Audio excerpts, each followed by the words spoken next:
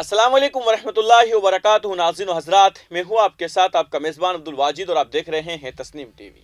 جمعیت علماء ہند کے صدر مولانا محمود اسد مدنی نے سویڈن اور نیدرلینڈ میں قرآن مجید کی بے حرمتی کیے جانے کے عمل کو شیطانی عمل قرار دیا ہے اور امید جتائی کہ بین الاقوامی برادری اس پر کارروائی کرے گی۔ انہوں نے مغربی ممالک کے حکمرانوں کے دوہرے کردار پر سخت تنقید کی ہے۔ جمعیت علماء ہند مولانا محمود اسد مدنی نے سویڈن، نیدرلینڈ اور ڈینمارک میں قرآن مجید جلانے اور پھاڑنے کے عمل کو مسلمانوں کی دل آزاری، اہانت اور نفرت پر مبنی شیطانی عمل قرار دیا ہے۔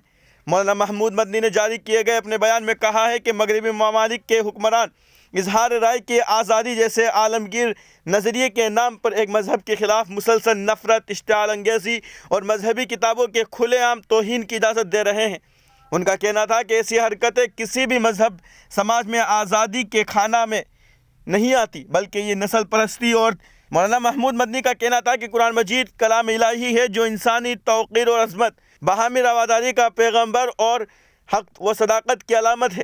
یہ کتاب کسی ایک قوم یا طبقہ کے لیے نہیں ہے بلکہ ساری انسانیت کے لیے اتاری گئی ہے۔